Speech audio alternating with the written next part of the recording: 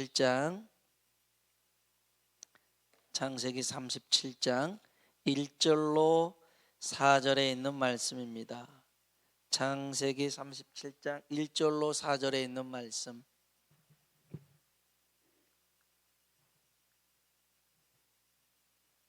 창세기 37장 1절로 4절에 있는 말씀 같이 한번 읽어보겠습니다. 야곱이 가나안 땅 곧 그의 아버지가 거류하던 땅에 거주하였으니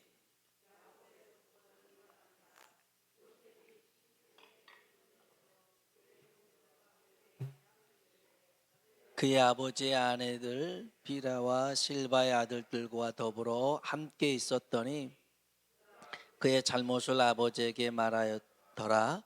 요셉은 노년에 얻은 아들이므로 이스라엘이 여러 아들들보다 그를 더 사랑하므로 그를 위하여 채색 옷을 지었더니 그의 형들이 아버지가 형들보다 그들 더 사랑함을 보고 그를 미워하여 그에게 편안하게 말할 수 없었더라.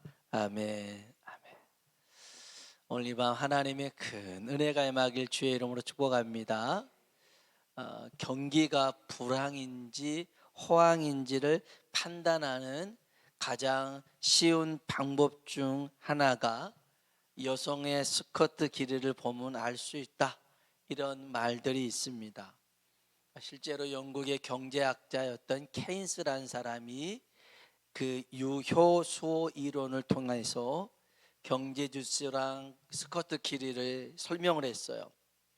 경기가 안 좋을 때 경제를 살리기 위해서 옷감을 많이 쓴다는 거죠.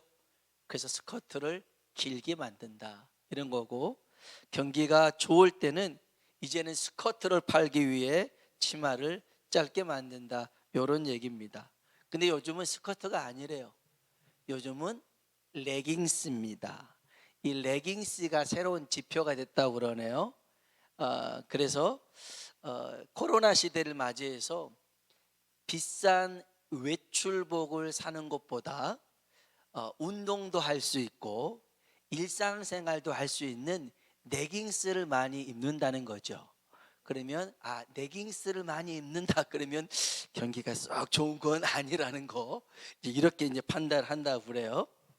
하여간 옷이라고 하는 것은 한 시대의 생활상을 대표하는 어떤 문화, 사회적인 카드를 옷이라 할 수 있는데, 며칠 전에 그 신라호텔 사장 이부진이라는 이재용 회장의 동생이거든요. 아들 졸업식에 갔어요. 중학교 졸업식에 갔는데 뭐 졸업하는데 뭔 그렇게 관심이 많은지, 자켓을 샤넬 자켓을 입고 갔다, 청바지에다가 입고 갔다, 그러면서 사진을 찍고 그 샤넬 저랑 좀 비슷한데요. 이게 이런 거였어요. 이런 거. 저는 샤넬은 아니고 뭐더라? 그게 한 200만 원 한다고 그러더라고요. 그래서 200만 원이다 막 그러면서, 아니 뭔 그런 관심들이 많은지 모르겠어요. 근데 오늘 우리도 옷에 대해서 좀 살펴보려고 그래요. 특별히 요셉이 입었던 옷들이 있어요. 그래서 이 옷의 의미가 어떤 건지, 또 어떤 옷으로 바뀌었는지, 그렇게 된 이유를 먼저 살펴보려고 그래요. 처음에 오늘 읽었던 본문에 보면 요셉이 입었던 옷이 나와요. 여기 3절 한번 읽어봅시다. 3절 읽어볼까요?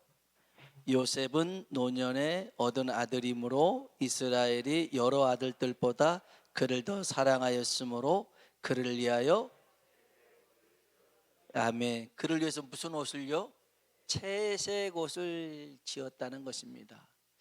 우리로 따지면 이제 비단 옷을 해준 거예요. 색동적으로 입혀놓고 나머지는 다 그냥 허접하게 그냥 입혀놓고 그렇게 경도를 했는데, 글쎄 요셉만큼은 아주 비단 옷을 해준 거예요. 좋은 옷을 해준 거예요. 요셉이 물론 이제 그 전에도 옷을 입었습니다만은 성경에 요셉의 옷에 대해서 특징을 삼았던 중에 하나가 채색 옷이었습니다. 채색 옷을 누가 입혔다고요? 야곱, 여기 이제 이스라엘로 표현되는데 야곱입니다. 야곱이 입혔습니다. 왜요? 노년에 얻은 아들이다. 그래서 다른 형들보다 더 사랑했다, 이런 거죠. 근데 사실은 요셉보다 더 늦게 태어난 아들이 있었어요. 베냐민이죠. 이 베냐민은 참 애증이에요. 애증. 사랑스럽기도 하지만 자기가 가장 사랑했던 아내 라헬이 이 베냐민을 낳다가 죽었거든요. 그러니까 이 베냐민이 가엾기도 하지만 쟤 때문에 죽었어, 막 이런 것들이 있다 보니까 베냐민에게는 마음이 그냥 가긴 가는데 요셉에게 다 쏟아진 거죠. 요셉에게 쏟아졌어요. 그래서 이 요셉에게만 채색 옷을 입혀줍니다. 이로 인해서 형들이 시기하죠. 그래서 요셉과 더 관계가 안 좋아집니다. 이 야곱의 서툰 사랑이었지만 중요한 건 이겁니다. 요셉을 특별히 아끼고 사랑했던 아버지의 마음, 그게 채색 옷이었어요. 아버지의 마음이었어요. 여러분, 오늘 우리를 하나님께서 많은 사람들 중에 하나님의 자녀로 삼아주신 것은 하나님의 특별한 사랑인 줄로 믿습니다. 우리가 뭔가 잘나서 뛰어나서가 아니라 하나님께서 우리를 특별히 사랑해 주셔서 독생자 예수 그리스도의 보혈로 그 의의 옷으로 우리를 입혀주신 줄로 믿습니다. 그렇게 이 요셉의 시작은 채색 옷으로부터 시작됩니다. 그런데 이 옷을 형들이 벗겨냅니다. 그리고 구렁텅이에 요셉을 내던져버리죠. 우리 한번 성경 한번 봅시다. 23절 24절입니다 23절 37장 계속 볼게요. 23절 24절 읽어봅시다. 요셉이 형들에게 이르매 그의 형들이 요셉의 옷 곧 그가 입은 채색 옷을 벗기고 그를 잡아 구덩이에 던지니 구덩이는 빈 것이라 그 속에 물이 없었더라. 아멘. 글쎄 요셉만 챙기고 그 다음에 요셉이 또 고자질하고 요셉이 꿈을 꿨는데 막 모든 볕단이 절하고 멸한 별들이 절하고 기분 나쁜 거죠. 그래서 요셉을 죽여야겠다.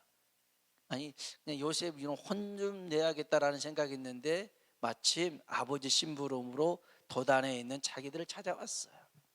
그래서 꿈꾸는 자가 오네. 쟤 한번 골탕 먹어보자. 쟤 혼내보자. 죽여보자. 꿈이 어떻게 이루어지는가 보자. 이런 생각으로 옷을 벗겨요. 이렇게 옷이 벗겨진 채 벌거벗은 모습으로 요셉은 노예의 모습으로 팔려갑니다. 그리고 애굽의 친위 대장이었던 보디발의 집에서 노예로 있습니다.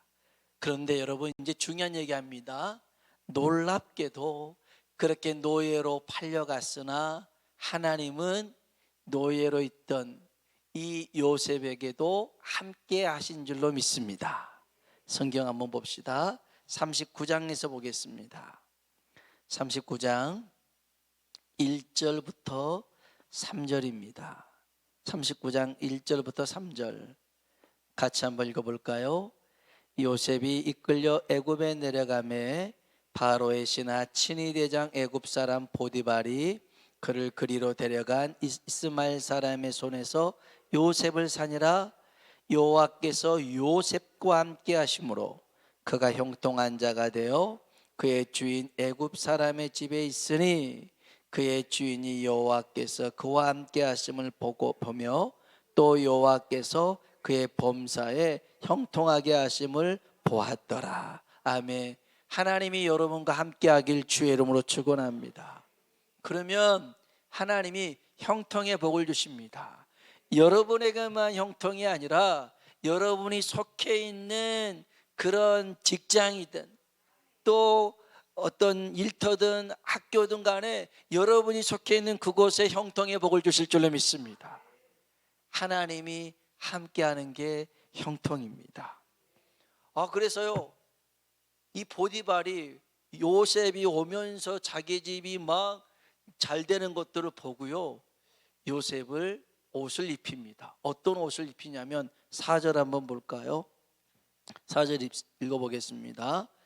요셉이 그의 주인에게 은혜를 입어 섬김에 그가 요셉을 가정 총무로 삼고 자기의 소유를 다 그의 손에 위탁하니. 아멘. 이제는 가정 총무의 옷을 입혀줍니다. 노예에서 옷을 입지 않았다가 총무로서의 옷을 입게 됩니다. 그런데 이 옷을 또 벗기려는 사람이 있습니다. 보디발의 아내가 이 옷을 확 벗깁니다. 우리 한번 12절 13절 봅시다. 12절 13절 읽어볼까요? 그 여인이 그의 옷을 잡고 이르되 나와 동침하자. 그러나 요셉이 자기의 옷을 그 여인의 손에 버려두고 밖으로 나가매 그 여인이 요셉이 그의 옷을 자기 손에 버려두고 도망하여 나갔음을 보고 아멘, 아멘. 자꾸만 이 형들처럼 보디발의 아내처럼 우리의 옷을 벗기려고 하는 온수 마귀들이 있어요. 우리를 넘어뜨리려고 하고 곤란하게 하고 우리를 힘들게 하는 이러한 세력들이 있어요. 여러분, 아무리 그들이 강하게 역사한다 할지라도 여러분, 우리는 흔들리지 말 것은 하나님이 우리와 함께 하신 줄로 믿습니다. 함께 하십니다. 요셉의 옷이 또 바뀌었죠. 처음에는 아버지의 사랑을 받은 채색 옷을 입었었습니다. 두 번째 옷은요, 성실과 정직함으로 가정 총무라는 그런 종의 옷을 입었었습니다. 그런데 시기 때문에 모함 때문에 이제는 제수의 옷을 입게 되었습니다. 제수의 옷을 입게 되었어요. 하지만 놀라운 사실은 하나님은 여전히 요셉과 동행하고 있었다는 것입니다. 이게 중요합니다. 노예에 있을 때에도 동행하셨고 감옥에 들어가는 제수의 옷을 입을 때에도 하나님은 동행하신 줄로 믿습니다. 우리 한번 23절입니다. 23절 같이 한번 읽어볼까요? 간수장은 그의 손에 맡긴 것을 무엇이든지 살펴보지 아니하였으니 이는 여호와께서 요셉과 함께 하심이라. 여호와께서 그를 범사에 형통하게 하셨더라. 아멘, 아멘. 여러분, 하나님과 함께하는 그 어느 곳이라면 그 어느 곳이라도 그것은 평안이고 형통이 될 줄로 믿습니다. 그런데 하나님이 함께하지 않아요? 그것은 아무리 금은 보화가 있다 할지라도요 소용이 없어요. 이스라엘 백성이 한 번은 광야에서 금송아지 만들어 놓고 그게 우리를 자기들을 인도했던 신이라고 합니다. 하나님이 기가 막혔어요. 그래서 하나님이 그럽니다. 야 모세야, 내가 약속은 했으니까 니들을 가나안 땅으로 반드시 도착하게끔 해줄게. 그리고 거기서 헤어지자. 나는 너희들과 함께 더 이상 할 수가 없다. 그렇게 얘기합니다. 여러분, 이스라엘 백성이 애굽에서 나올 때 어디로 가려고 나왔어요? 젖과 꿀이 흐르는 가나안 땅 가자고 나온 거잖아요. 그래서 하나님이 그 땅으로 인도해 줄게. 나 약속했잖아. 나 약속 지킬게. 하지만 거기까지야. 나는 너희와 함께 하지 않을 거야. 이렇게 말씀하십니다. 그 말을 모세가 들었어요. 너무너무 기가 막힌 말이에요. 이스라엘 백성들한테 얘기했어요. 하나님이 더 이상 우리와 함께 하지 않는답니다. 그러면 저 가나안 땅이 무슨 의미가 있어요? 아니, 포도 한 송이를 두 사람이 멜 정도로 그렇게 과실이 커도 하나님이 함께하지 않으면 저 땅에 무슨 의미가 있어요? 하나님이 우리와 함께하는 게 복이잖아요. 사람들이 회개하기 시작합니다. 자기 안에 있는 금붙이나 목걸이 이런 데서 우상에 있는 것들 다 버리기 시작합니다. 하나님, 우리가 잘못했습니다. 잘못했습니다. 하나님, 적각꿀이 중요한 게 아니라 강야라 할지라도 하나님이 함께하는 곳이 천국입니다. 하나님 동행해 주십시오. 그들의 회개를 통해서 하나님이요 그들과 다시 함께 하신 줄로 믿습니다. 여러분, 중요한 것은 하나님과 함께 하는 것입니다. 내가 초가집에 산다 할지라도 먹을 반찬이 한두 가지밖에 없다 할지라도 그곳에 하나님이 함께 한다면 그것이 복인 줄로 믿습니다. 그게 복입니다. 펜트하우스인가요? 높은 데서 한 35, 100억 막 이런 데서 뷰가 좋고 그라스에 와인 한 잔 착 기다리면서 전문 협약을 보면서 이래봤자 하나님이 안 계시면 소용없더라는 거예요. 소용없어요. 요셉은 제수의 옷을 입었으나 하나님이 그와 함께 하신 줄로 믿습니다. 이제 중요한 얘기합니다. 그렇지만 하나님은 마침내 요셉에게 애굽의 총리 옷을 입히신 줄로 믿습니다. 이게 중요합니다. 우리 마지막으로 성경 한번 봅시다. 41장입니다. 41장 41절로 43절입니다. 41절로 43절 창세기 41장 41절로 43절 천천히 한번 읽어보겠습니다. 바로가 또 요셉에게 이르되 내가 너를 애굽 온 땅의 총리가 되게 하노라 하고 자기의 인장 반지를 빼어 요셉의 손에 끼우고 그에게 세마포 옷을 입히고 금사슬을 목에 걸고 자기에게 있는 버금술에 그를 태우며 무리가 그의 앞에서 소리 지르기를 엎드리라 하더라. 바로가 그에게 애굽 전국을 총리로 다스리게 하였더라. 아멘, 아멘. 이제 요셉이 입은 옷은 애굽의 전국 총리의 옷을 입게 된 줄로 믿습니다. 여러분, 이것은 하나님의 꿈과 하나님의 비전을 이루기 위해서 하나님이 여러 사람을 들어서 요셉의 옷을 바꿔 입히신 겁니다. 바꿔 입히셨어요. 여러분, 하나님의 비전을 이루기 위해서라면 채색 옷에 머물러서는 안 되더라는 거예요. 우리는 채색 옷이 제일 좋죠. 아버지의 사랑을 독차지하는. 그러나 여러분, 채색 옷에만 머무르면 하나님의 뜻을 이룰 수가 없어요. 이룰 수가 없어요.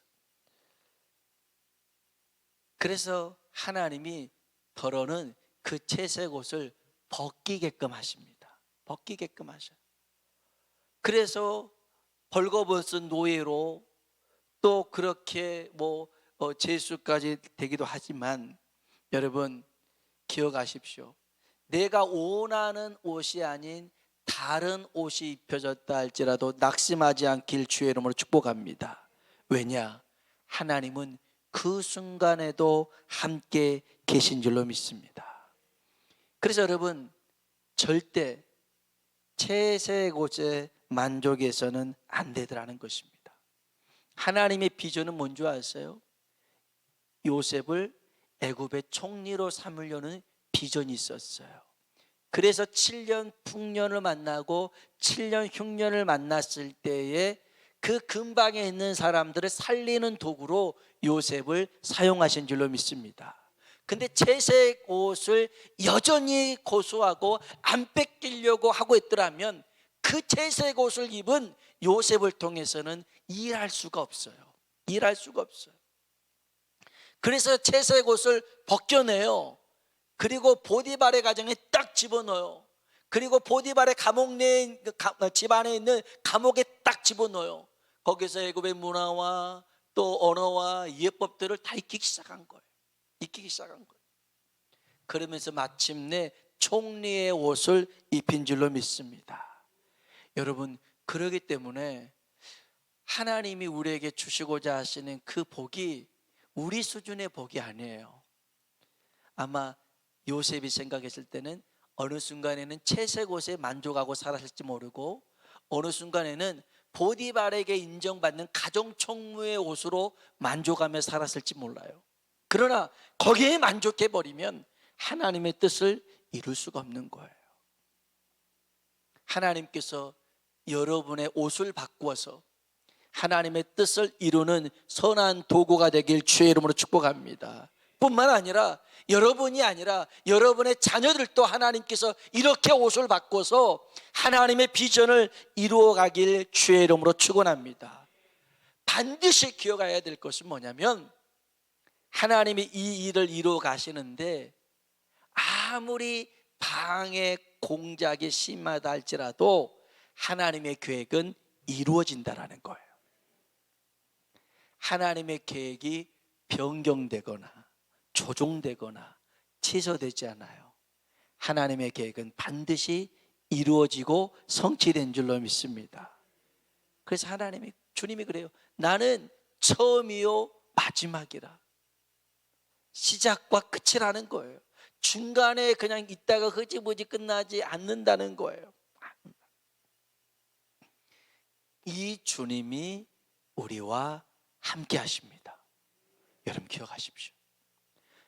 주님이 내가 옷을 바꿔 입어도 어떤 환경에 놓여도 주님이 나와 함께 하신다면 여러분은 제대로 가고 있는 거예요.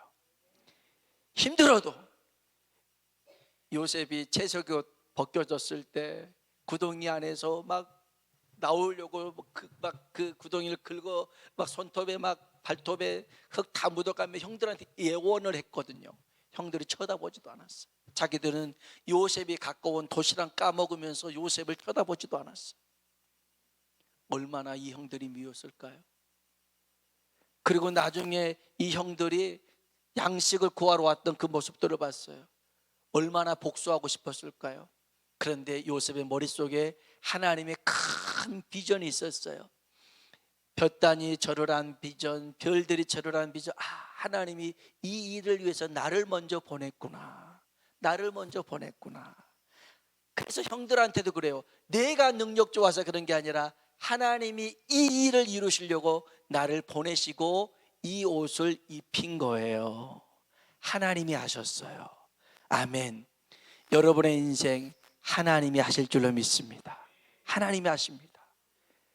옷을 바꿔서 하나님의 비전을 이룰 수 있는 그 자리로 세우실 줄로 믿습니다. 함께 하신 우리 주님 바라보며 믿음으로 승리하시길 주의 이름으로 축원합니다. 같이